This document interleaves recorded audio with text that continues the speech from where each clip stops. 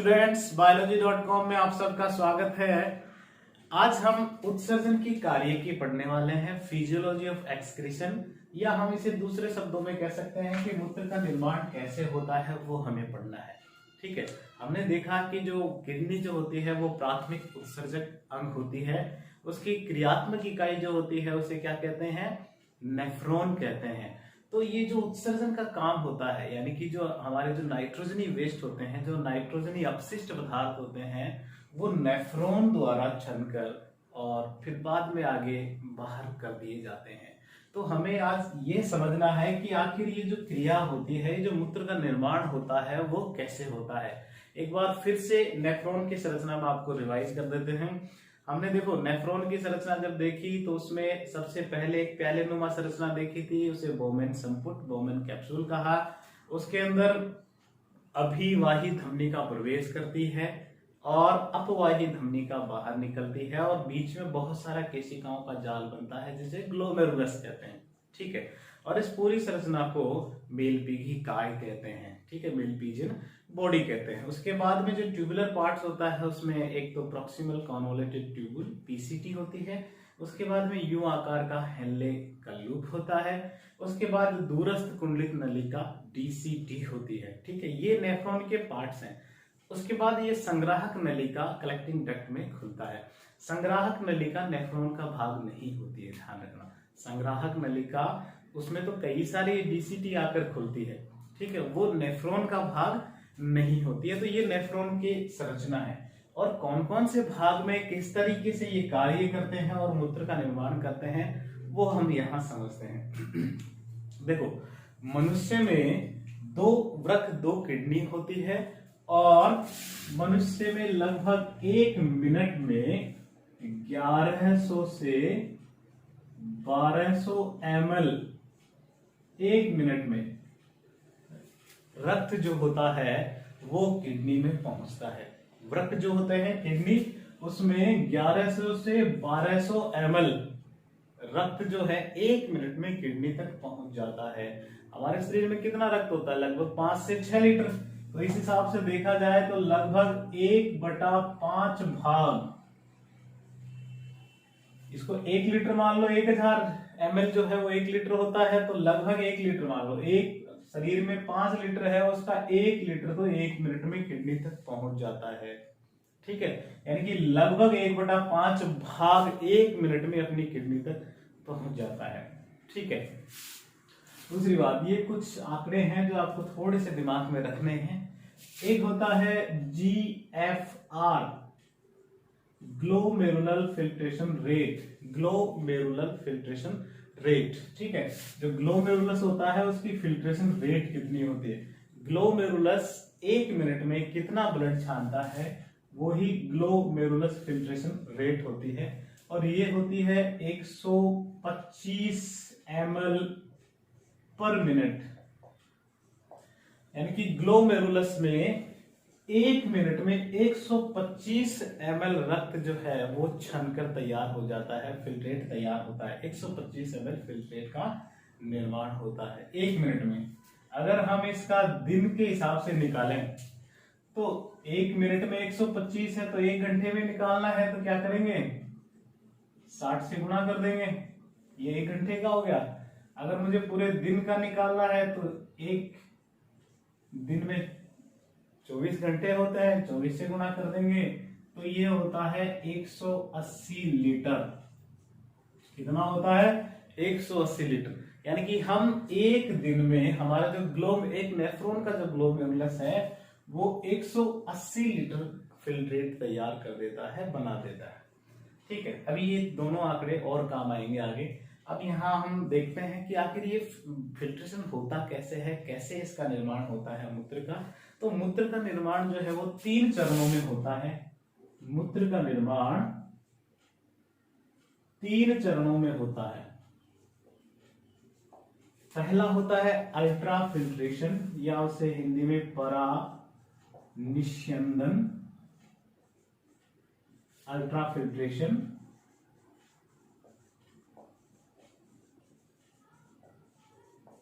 दूसरा होता है पुनरावशोषण,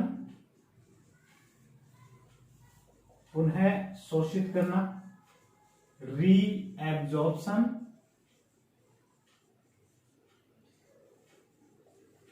और तीसरा होता है श्रावण, सीक्रेशन, स्रावित करना।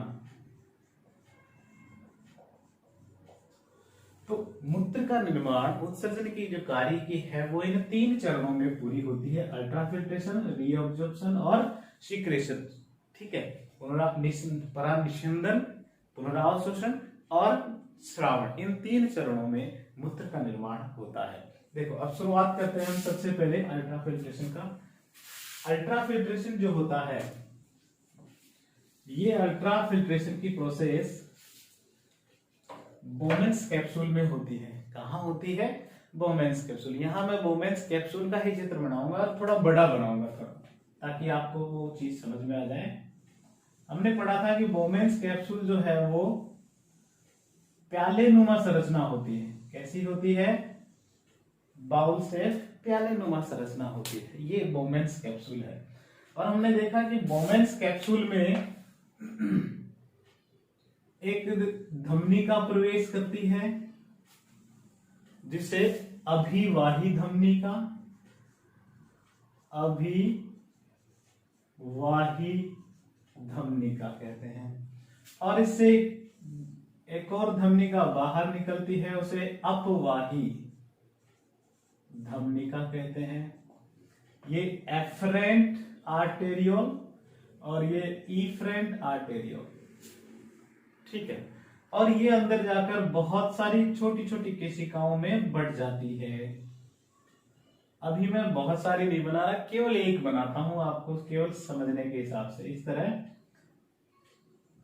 केवल एक बनाना है समझने के हिसाब से। ये छोटी छोटी कई सारी केशिकाओं में बटेगा, लेकिन अभी समझने के हिसाब से केवल एक केशिका बना रहे हैं।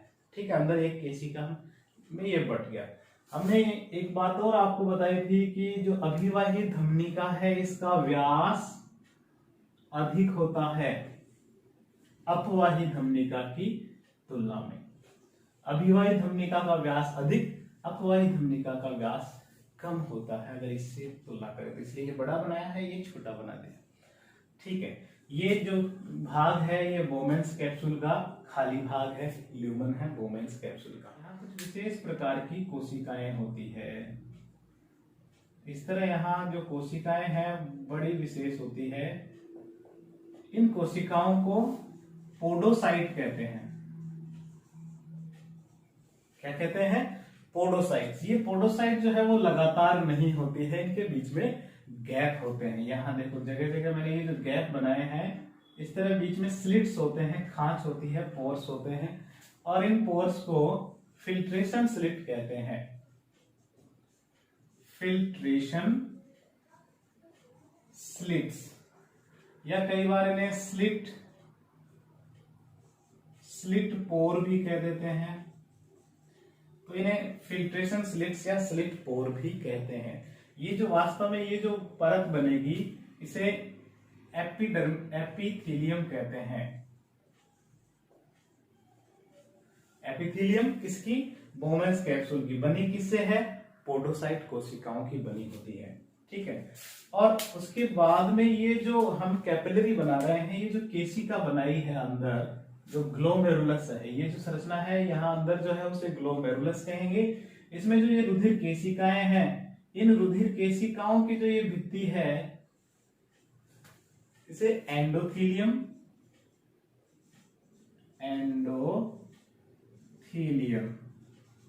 और ये एंडोथीलियम जो है वो विशेष प्रकार की सल्की कोशिकाओं से बनी होती है।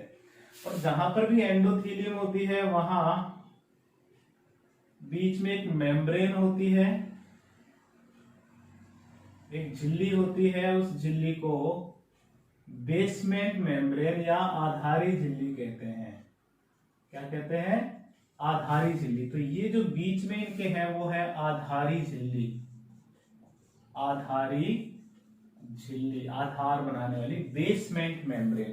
तो यहां देखो 3 परतें यहां साफ साफ नजर आ रही है। पहली परत एंडोथीलियम है केशिका की, दूसरी परत आधारी झिल्ली है, और तीसरी जो ये बोमेन्स कैप्सूल की परत है जो बनी हुई है पोडोसाइट्स की, एपिथेलियम। तो इस तरह ब्लड जो होता है वो इन 3 परतों से छनकर अंदर प्रवेश करता है।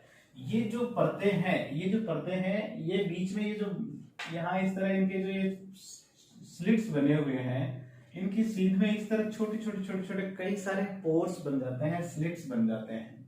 ठीक है, तो इस तरह ये जो सिस्टम बना ये छलनी की तरह कार्य करता है, शीव या छलनी की तरह व्यवहार करते हैं। ये एक छलनी की तरह व्यवहार करने वाली ये परतें बनती है, 3 परतें। कौन कौन सी? एंडोथीलियम, आधारी झिल्ली और एपिथेलियम। ठीक है, एक केशिका की है, एक बोमेन्स कैप्सूल की है, तो दोनों के बीच में आधारी झिल्ली है। ठीक है, तो इस तरह ये एक छलनी की तरह व्यवहार करते हैं। ये पूरे में इसी तरह व्यवस्था होगी, एक छलनी की तरह ये व्यवहार करेंगे। यहाँ इस तरह जगह जगह ये कोशिकाएं होंगी। ठीक है, यहाँ तक बात समझ गए। हमने इसकी मेन चीजें देख ली। और ये जो बोमेन्स कैप्सूल है इसकी ल्यूमन है, गुहा है, बोमेन्स कैप्सूल की गुहा है। अब देखो, अब होता क्या है कि जब यहाँ ब्लड जो है, चूंकि ये जो भित्ति है, ये जो अभी वाली धमनी हम देख रहे हैं, ये जो धमनी है इसमें ब्लड तो ज्यादा आएगा क्योंकि ये वाइड है, चौड़ी है, इसका व्यास ज्यादा है, तो ब्लड अंदर भीतर जो है वो ज्यादा प्रवेश करता है, लेकिन बाहर कम निकलता है। ब्लड जो अंदर आ रहा है वो तो आ रहा है ज्यादा, लेकिन जो बाहर निकलने वाला है वो है कम। ब्लड अंदर ज्यादा क्यों आ रहा है? क्योंकि अभिवाही धमनिका का व्यास ज्यादा है, तो ब्लड ज्यादा अंदर आएगा। और बाहर कम निकल रहा है, क्यों? क्योंकि अपवाही धमनी जो है उसका व्यास कम है। अब ऐसे में ब्लड कम जा रहा है, ब्लड ज्यादा आ रहा है, तो यहाँ क्या बनेंगे? दबाव बनेंगे, प्रेशर बनेंगे, बहुत ज्यादा यहाँ दबाव क्रिएट होगा। और इन दबाव की वजह से ये जो ब्लड यहाँ अंदर आने वाला है, ये पूरा ब्लड जो है वो लगभग छन जाएगा और छनकर यहाँ ल्यूमन में आ जाएगा। ब्लड का अधिकांश हिस्सा जो है वो छनकर यहाँ जो बोमेन्स कैप्सूल है उसके ल्यूमन में आ जाता है। अधिकतर जो ब्लड प्लाज्मा है वो मैक्सिमम ब्लड प्लाज्मा यहाँ अंदर आ जाता है। केवल बचता है ब्लड में तो क्या बचता है? एक तो ब्लड की कोशिकाएं या जो कणिकाएं जिनको बोलते हैं, जैसे आरबीसी, डब्ल्यूबीसी, प्लेटलेट्स। ठीक है, तो ब्लड की कणिकाएं या कोशिकाएं, आरबीसी, डब्ल्यूबीसी, प्लेटलेट्स, ये बचती है। और रक्त में जो प्रोटीन होते हैं, क्योंकि प्रोटीन तो बड़े बड़े होते हैं, उनके मॉलिक्यूल्स बड़े हैं, वो इन पोर से छनते नहीं है, तो ये तो रह जाते हैं। बाकी जो भाग है वो पूरा का पूरा प्लाज्मा छनकर यहाँ आ जाता है। तो हम कह सकते हैं कि रक्त प्लाज्मा पूरा छनकर यहाँ प्रवेश कर जाता है। पूरा उसमें क्या क्या हो सकता है? उसमें जल यहाँ छनकर आ जाता है, ग्लूकोज छनकर यहाँ आ जाता है, एमिनो एसिड्स यहाँ आ जाते हैं, कुछ फैटी एसिड्स भी यहाँ आ जाते हैं। इसके अलावा ब्लड में जो हार्मोन्स होते हैं वो भी आ जाते हैं। ब्लड में जो साल्ट्स होते हैं, जो लवण होते हैं, वो भी सारे आ जाते हैं। ठीक है, तो इस तरह ब्लड का अधिकांश भाग सारा यहाँ प्रवेश कर जाता है। केवल कोशिकाएं, आरबीसी, डब्ल्यूबीसी, प्लेटलेट्स और प्रोटीन्स जो है वो नहीं छन पाते हैं। ठीक है, तो इस तरह ये छना है। अब यहाँ देखें, एनसीईआरटी बुक जो है उसमें केवल इतना दिया हुआ है। अपन थोड़ा सा इसको और ढंग से समझते हैं कि ये प्रेशर बना कैसे और कौन कौन से प्रेशर यहाँ बनते हैं। देखो, आरबीसी की जो बुक है 12th की, उसमें ये चीजें दी हुई है। देखो, समझो कि यहाँ देखो, इसको अब ऐसे समझें, आप ऐसे मानेंगे कि आप बड़े मंदिर में जा रहे हैं, वहां बहुत ज्यादा भीड़ है, मेला लगा हुआ है। ऐसे में जब आप मंदिर में प्रवेश कर रहे होंगे तो आपको चारों तरफ से धक्के लगने वाले हैं। ठीक है, चारों तरफ से धक्के लगे, क्योंकि मंदिर का गेट तो बड़ा है, ज्यादा लोग अंदर आएंगे तो आपको धक्के महसूस होंगे, धक्के देंगे लोगों को, सबको जल्दी है दर्शन करने की। ठीक है, और जो उसका बाहर का गेट है वो है छोटा, निकलने वाले हैं कम। ठीक है, ज्यादा प्रवेश करेंगे, निकलेंगे कम, तो ऐसे में आपको चारों तरफ से धक्के लगने वाले हैं। तो एक तो ये दाब। ठीक है, अब जब आप धक्के लगेंगे तो आप थोड़ी कमजोर हो, आप भी क्या करोगे? अपने पीछे वालों को धक्का दोगे, बोलो पीछे हट क्यों धक्का दे रहा है, मैं भी इसी लाइन में हूं, है ना। तो होगा क्या, आप उल्टा धक्का भी लगाने वाले हो। ठीक है। तीसरी बात, अब जब सारे धक्के मार रहे हैं तो जो मंदिर के जो कार्यकर्ता है वो आप लोगों को धक्का मारेंगे कि सभी को जल्दी नहीं है, मंदिर में दर्शन करो, कोई आपको रोकने वाले नहीं है, लेकिन इस तरह धक्का मुक्की मत करो, तो वो आपको धक्के देंगे कि आराम से आओ आराम से आओ। वही स्थिति यहां बनने वाली है। देखो कैसे कैसे हमने देखा कि अभिवाही धमनी का जो है उसका व्यास ज्यादा है तो ब्लड अंदर ज्यादा आ रहा है, लेकिन बाहर कम जा रहा है। इसकी वजह से यहाँ जो एक प्रेशर जनरेट हुआ, यहाँ पहले नंबर का प्रेशर वो इस तरह जनरेट हुआ, ल्यूमन की ये जो बोमेंस कैप्सूल है इसकी दीवार की ओर ये जनरेट हुआ, क्योंकि ब्लड ज्यादा भीतर आ रहा है लेकिन कम जा रहा है, इस वजह से इधर दबाव बना। ये जो पहला जो दबाव बना उसे ग्लोमेरुलर हाइड्रोस्टेटिक प्रेशर कहते हैं। क्या कहते हैं, glomerular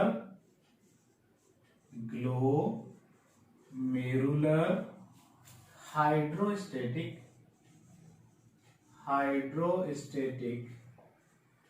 pressure, glomerular hydrostatic pressure. और ये जो प्रेशर होता है वो 70 mmHg के बराबर होता है। कुछ हायर बुक्स में आप इसको 55 mmHg भी पढ़ेंगे, दोनों याद कर लिया आप। तो 70 mmHg 12वीं की बुक में दिया हुआ है, आरबीसी राजस्थान बोर्ड 70 mmHg। ये चीज एनसीईआरटी में बिल्कुल मेंशन ही नहीं है। चलो, तो पहली चीज तो अधिक दाब क्यों बना, क्योंकि ब्लड ज्यादा आ रहा है और कम बाहर जा रहा है, इसे ग्लोमेरुलर हाइड्रोस्टेटिक प्रेशर कहते हैं। यानी कि आप मंदिर में जा रहे हो तब लोग आपको धक्का मार रहे हैं, वो वाला है। दूसरी चीज,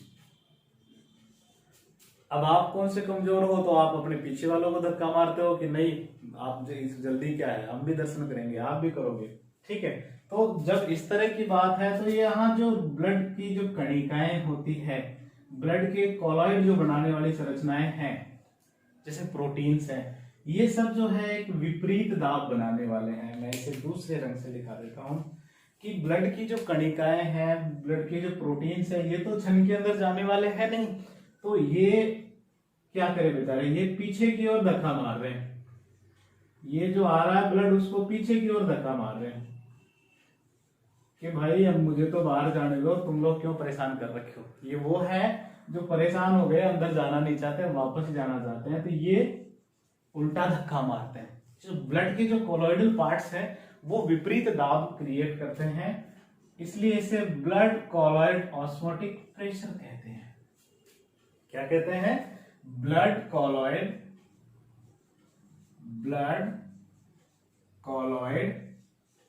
ऑस्मोटिक प्रेशर कहते हैं। Blood colloid osmotic pressure, BCOP, blood colloid osmotic pressure कहते हैं।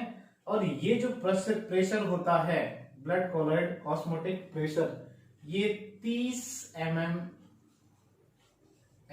के बराबर होता है। ब्लड कोलॉइड ऑस्मोटिक प्रेशर कितना होता है, 30 mmHg होता है, 30 mmHg के बराबर होता है। ठीक है, दो चीज हमने, दो तरह के प्रेशर देखे। तीसरा जो मैं मंदिर का प्रशासन वाली बात बता रहा हूँ कि मंदिर प्रशासन आपको कह रहा है कि धक्के मत मारो, सभी शांति से आओ, दर्शन करके आराम से जाओ, इस तरह धक्के मत मारो, तो वो वाली स्थिति है। ये यहाँ ऐसा है कि जो बोमेंस कैप्सूल से जो छनकर यहाँ जो आ गया है प्लाज्मा, ये जो रक्त प्लाज्मा यहाँ आ चुका है, ये जब अंदर प्रवेश करेगा ब्लड, तो ये रक्त प्लाज्मा भी जो है इनके विपरीत दाब लगाता है।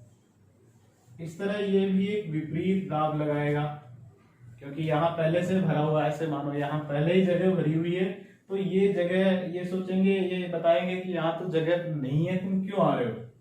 ठीक है, ऐसे में ये विपरीत दाब लगाने वाले हैं। ठीक है, ये जो कैप्सूल में जो इस तरह का जो दबाव बना, कैप्सूल्स जो है ये, इसे कैप्सुलर हाइड्रोस्टेटिक प्रेशर कहते हैं। ठीक है, कैप्सुलर हाइड्रोस्टेटिक प्रेशर कहते हैं, क्योंकि ये भी एक तरह का जल ही है, मैक्सिमम पार्ट तो इसमें जल है, और जल से कभी दाब लगता है तो उसे हाइड्रोस्टेटिक प्रेशर कहते हैं। किसी तरल द्वारा कोई दाब बनता है तो उसे हाइड्रोस्टेटिक। तो ये जो तरल है ये इसके विपरीत दाब लगाता है, और इस तीसरे दाब को कैप्सुलर हाइड्रोस्टेटिक प्रेशर कहते हैं। कैप्सुलर हाइड्रोस्टेटिक प्रेशर कहते हैं। कैप्सुलर हाइड्रोस्टैटिक प्रेशर कहते हैं। कैप्सुलर हाइड्रोस्टेटिक प्रेशर कहते हैं। और ये जो कैप्सुलर हाइड्रोस्टेटिक प्रेशर होता है ये 20 mmHg के बराबर होता है। कितना होता है? 20 mmHg। 20 mmHg के बराबर होता है। देखो अब हमने यहाँ 3 तरह के प्रेशर देखे। एक है GHP जो 70 mmHg, VCOP ये विपरीत है 30, और CHP ये भी विपरीत है 20। ठीक है, 2 तो विपरीत है और एक उसकी दिशा में ही है। ठीक है, तो ऐसे में जो टोटल जो प्रेशर होगा उसे नेट फिल्ट्रेशन प्रेशर कहते हैं, या इसे दूसरे तरीके से इफेक्टिव फिल्ट्रेशन प्रेशर कहते हैं। वो कितना होगा? 70। ठीक है, दूसरा जो 30 है वो तो वास्तव में माइनस में है, जो 20 है वो भी वास्तव में माइनस है, विपरीत है। तो कितना हुआ? 30 और 20 50 माइनस में है, 70 में से बचा कितना? 20 mmHg। तो इस तरह इस कैप्सूल में, ये जो बोमेंस कैप्सूल है, इस बोमेंस कैप्सूल में जो टोटल दाब बना इस रक्त को छानने के लिए, ये दाब बना 20 mmHg से। इफेक्टिव फिल्ट्रेशन प्रेशर कहते हैं। ये प्रभावी दाब है जो ब्लड को छानेगा, है ना, ब्लड को छानकर यहां पहुंचा देगा। ब्लड में छनेंगे कौन कौन से भाग? ब्लड प्लाज्मा के अधिकांश भाग, प्लाज्मा के केवल प्रोटीन को छोड़कर और ब्लड की कोशिकाओं को छोड़कर सारा भाग, अधिकांश ब्लड का भाग जो है वो छनकर पहुंच जाता है अगली नलिकाकार भाग, जिसे हम PCT समीपस्थ कुंडलित नलिका कहते हैं। तो ठीक है, जहां तक आपको बात समझ में आ गई। तो ये जो प्रोसेस हो रही है, जो छन्ने की क्रिया हो रही है, फिल्ट्रेशन जो हो रहा है, ये छन्ने वाला बहुत बारीकी से हो रहा है। जब अल्ट्रा वर्ड यूज करते हैं तो वो बारीकी से होता है, बहुत सूक्ष्म क्षेत्र में अगर हो रहा है तो उसे अल्ट्रा फिल्ट्रेशन कहते हैं। अल्ट्रा वर्ड ज्यादातर हम जब बहुत सूक्ष्म स्तर पर होते हैं तब अल्ट्रा, और फिल्ट्रेशन मतलब छन्ना। तो यहाँ काम तो छानने का हो रहा है, बारीकी से हो रहा है, बहुत बारीक बोर के द्वारा होता है, जैसे अल्ट्रा फिल्ट्रेशन कहते हैं, परानिषेधन कहते हैं। तो पहली चीज हमने समझी परानिषेधन, जो कहाँ हो रहा है? बोमेंस कैप्सूल में हो रहा है। बोमेंस कैप्सूल में ये जो 3 परतें हैं, उन परतों में जो छोटे छोटे छिद्र बनते हैं जो स्लिट पोर्स कहलाते हैं, उन पोर्स द्वारा ब्लड छनकर पहुंचता है कहाँ? PCT में। इस छनने की क्रिया को ही अल्ट्रा फिल्ट्रेशन कहते हैं। क्या कहते हैं? अल्ट्रा फिल्ट्रेशन कहते हैं। देखो पहला भाग यहां तक आपको समझ में आ गया होगा, आप इसका स्क्रीनशॉट ले सकते हो। इसके बाद हम अगला बिंदु शुरू करेंगे जिसे हम रीअब्जॉर्प्शन और पुनरावशोषण कहते हैं। इसका स्क्रीनशॉट ले सकते हो। ठीक है, इसके बाद हम देखते हैं पुनरावशोषण या रीअब्जॉर्प्शन। तो देखो हमने देखा कि अल्ट्रा फिल्ट्रेशन जो हो रहा है उसमें ब्लड का लगभग बहुत सारा पार्ट जो है वो छनकर चला गया। अब जब इतना सारा भाग छनकर अगर मूत्र के रूप में बाहर निकल जाए तो क्या व्यक्ति जीवित रह पाएगा? नहीं। बहुत महत्वपूर्ण चीजें तो इस तरह छनकर बाहर चली गई।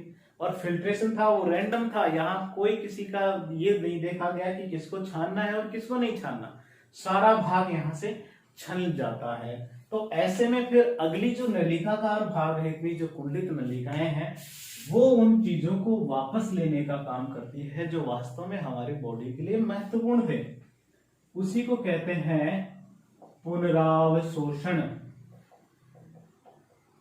पुनः अवशोषण, दोबारा अवशोषण करना, फिर से अवशोषित कर लो उनको, रीअब्जॉर्प्शन।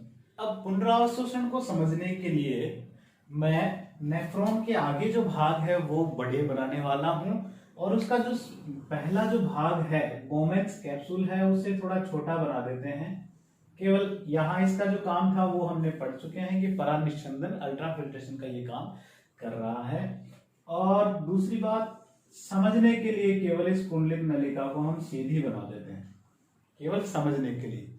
एक्चुअली ये होती क्या है, कुंडलित होती है, कॉन्वोलेटेड होती है, लेकिन समझने के लिए अपन इसे सीधी बना रहे हैं। इसके बाद कौन सा भाग आता है, यू आकार का, इसे क्या कहते हैं, हेनले का लूप। इसकी एक मोटी भुजा, एक पतली भुजा, इस तरह। ये इसका अवरोही भुजा हो जाएगा हेनले का लूप का, और ये इसकी आरोही भुजा हो जाएगी।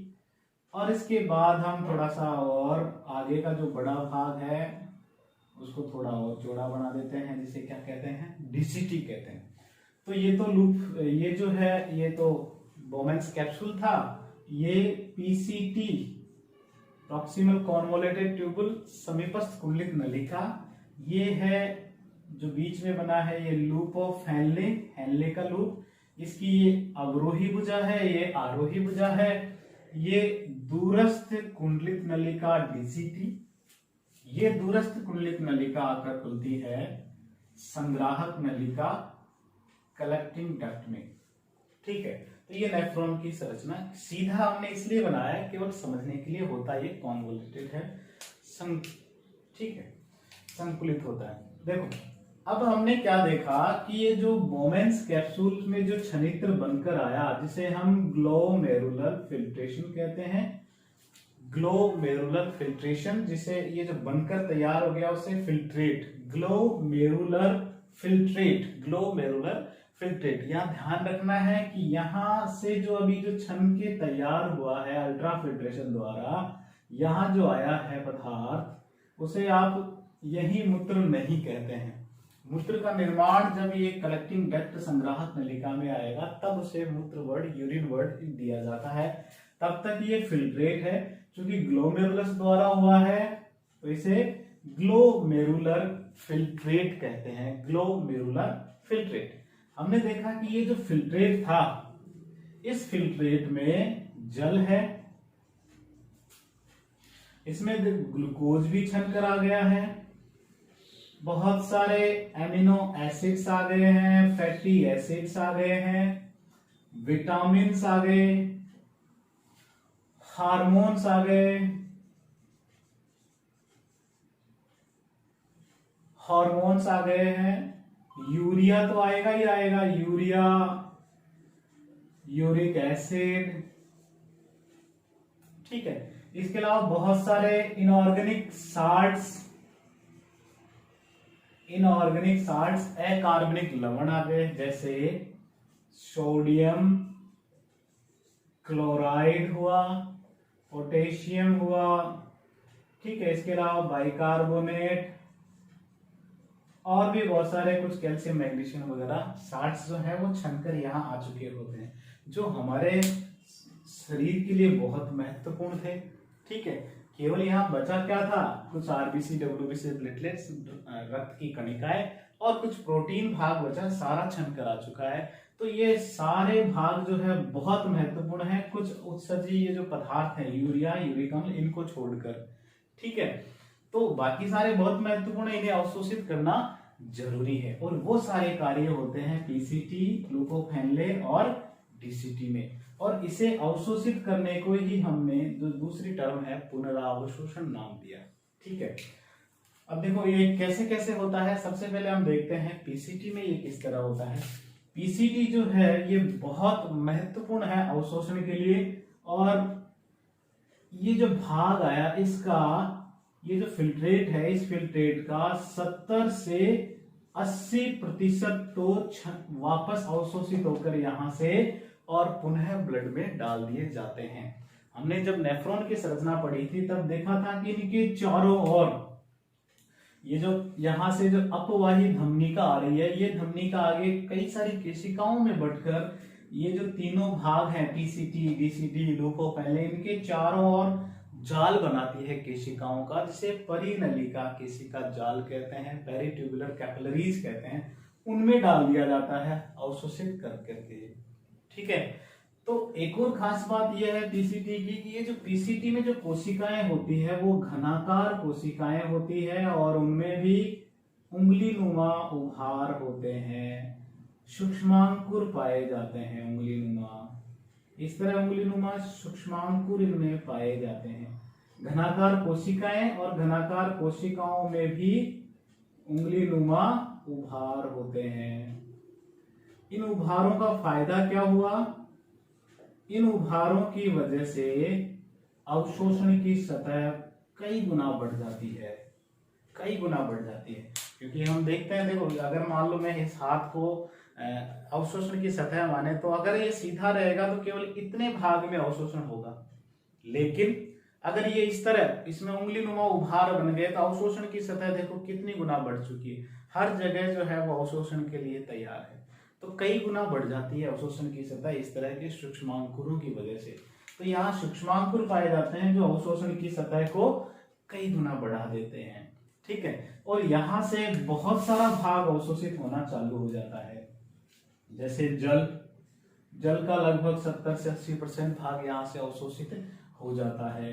ग्लूकोज पूरा 100% यहाँ से अवशोषित हो जाता है। एमिनो एसिड्स भी 100% सारे के सारे यहाँ से अवशोषित हो जाते हैं। फैटी एसिड्स हुए, ये भी पूरे अवशोषित हो जाते हैं। विटामिन्स भी 100% यहाँ से अवशोषित हो जाते हैं। हार्मोन्स भी सारे के सारे जो हार्मोन्स गलती से यहाँ आ गए छनकर वो भी वापस चले जाते हैं ब्लड में, यहाँ से अवशोषित कर लिए जाते हैं, ब्लड में डाल दिए जाते हैं। क्योंकि ये तो अवशिष्ट पदार्थ है तो इन्हें तो अवशोषित करना ही नहीं है और ये अवशोषित होते भी नहीं है, तो ये जो है ये अवशोषित नहीं होते हैं, आगे पहुंच जाते हैं। बहुत सारे लवण जो है जैसे सोडियम है, क्लोराइड है, ये भी यहाँ से इनका भी कुछ हिस्सा लगभग 50% तक का हिस्सा यहाँ से अवशोषित हो जाता है। ये जो लवण है वो अधिकांश लवण यहाँ से अवशोषित होते रहते हैं। तो ये पीसीटी का कार्य है। जो समीपस्थ कुंडलित नलिका है ये पुनरावशोषण करती है और जो फिल्ट्रेट यहाँ तक आया उसका लगभग 70 से 80% भाग यहाँ से अवशोषित कर लिए जाते हैं। अधिकांश भाग यहाँ से अवशोषित कर लिए जाते हैं। ठीक है, तो ये देखा हमने पीसीटी में किस तरह होता है अवशोषण। इसके बाद में आता है लूप ऑफ हेनले। ठीक है, ये जो हेनले का लूप है इसकी ये जो अवरोही भुजा है, ये जो नीचे उतर रही जो भुजा है, ये अवरोही भुजा जल के लिए तो पारगम्य है, यहां से जल अवशोषित होता रहता है, पारगम्य है जल के लिए तो यहां से जल अवशोषित होता रहता है। लेकिन ये जो लवण होते हैं जैसे mainly sodium ion, chloride ion, इनके लिए ये अपारगम्य है, तो ये अवशोषित यहां से नहीं होते हैं। तो लूप ऑफ हेनले के लूप की जो अवरोही भुजा है वहां से जल का अवशोषण होता है, लवणों का अवशोषण नहीं होता है। अब और आगे बढ़ते हैं। इसकी अब आरोही भुजा आ गई। आरोही भुजा में पतली भुजा और मोटी भुजा दोनों की भी एक खास बात यह है कि दोनों के दोनों जो है वो जल के लिए अपारगम्य होती है, जल के लिए अपारगम्य, यहां से जल का अवशोषण बिल्कुल नहीं होगा। लेकिन ये लवणों के लिए पारगम्य होती है, यानी कि यहां से सोडियम आयन और क्लोराइड आयन जो है वो अवशोषित होंगे। यहां से भी सोडियम आयन और क्लोराइड आयन जो है वो अवशोषित होंगे। ठीक है, अब ये फिल्ट्रेट और आगे बढ़ेगा, डीसीटी और संग्राहक नलिका में आएगा। ये जो है डीसीटी और संग्राहक नलिका, ये आवश्यकता पड़ने पर इसका अवशोषण करने का कार्य करती है, पुनरावशोषण। यानी कि ये हमेशा ऐसा नहीं है कि यहाँ हमेशा हर चीज का अवशोषण हो। आवश्यकता अगर है कि यहाँ जो है ज्यादा पानी अगर जा रहा है तो ये पानी का अवशोषण कर लेंगे। ठीक है, अगर लवण ज्यादा चले गए तो यहाँ लवणों का भी अवशोषण कर सकती है। तो जो डीसीटी और संग्राहक नलिका जो है, ठीक है, यहाँ आवश्यकता होने पर जल का अवशोषण भी हो सकता है और लवणों का अवशोषण भी हो सकता है, ताकि जो ऑस्मो रेगुलेशन है वो बना रहे हमारे ब्लड का। संग्राहक नलिका भी जो है वो आवश्यकता होने पर जल का अवशोषण करती रहती है। अब यहां तक जो फिल्ट्रेट आ गया है, अब इस फिल्ट्रेट को हम यूरिन कह सकते हैं, मूत्र कह सकते हैं। तो ध्यान रखना है, बोमेन संपुट में जो फिल्ट्रेट आया वो फिल्ट्रेट ही है, ग्लोमेरुलर फिल्ट्रेट, उसे यूरिन नहीं कहते हैं। जब ये संग्राहक नलिका, लूपोफेनले, पीसीटी से लूपोफेनले, डीसीटी तक आने के बाद हम इसे यूरिन कहना प्रारंभ कर देते हैं। अब ये जो बना ये मूत्र होता है, ठीक है। एग्जाम में इस तरह क्वेश्चन पूछा जाता है कि मूत्र जो है वो कहाँ से प्रारंभ होता है, मूत्र कब वर्ड यूज करते हैं, तो वो हम जब संग्राहक नलिका में पहुंचता है तब उसे हम इस फिल्ट्रेट को यूरिन कहते हैं। इससे पहले तक हम फिल्ट्रेट ही इसके लिए यूज करते हैं, ठीक है। यहां तक बात समझ में आई। तो दूसरा जो बिंदु था, किस तरह मूत्र का निर्माण होता है, ये पुनरावशोषण, ठीक है। अब कई बार क्या होता है, तीसरी जो प्रक्रिया है, तीसरा जो चरण है वो होता है स्रावण, सिक्रेशन। कुछ ऐसे पदार्थ होते हैं जो बोमेन्स कैप्सूल में फिल्टर नहीं होते हैं। कुछ ऐसे पदार्थ जो यहां से आपको वायु धमनिका से जो बाहर निकल रहे हैं, कुछ ऐसे पदार्थ होते हैं जो यहां से बाहर छनकर फिल्ट्रेट के रूप में नहीं आते हैं बल्कि ब्लड के साथ ही निकल जाते हैं। ऐसे पदार्थ कौन कौन से हो सकते हैं, जैसे कुछ पिगमेंट्स, गंगा कणिकाएं या कुछ पिगमेंट्स। इसके अलावा जो कुछ हम दवाइयां लेते हैं, औषधि जो है दवाइयां, ठीक है। इसके अलावा हिप्यूरिक एसिड, हिप्यूरिक अम्ल, ठीक है। ये ऐसे पदार्थ हैं जो फिल्ट्रेट के रूप में यहाँ आते ही नहीं है, छनते ही नहीं है, साथ ही आ जाते हैं ब्लड के। तो ऐसे में ये जो उत्सर्जी पदार्थ है, इन उत्सर्जी पदार्थों को इसमें डालना बहुत जरूरी है। तो ये क्या करते हैं कि हमने देखा है कि इसके चारों इस तरह केशिकाओं का जाल होता है, परिनलिका केशिका जाल होता है, पेरिट्यूबुलर कैपिलरीज होती है।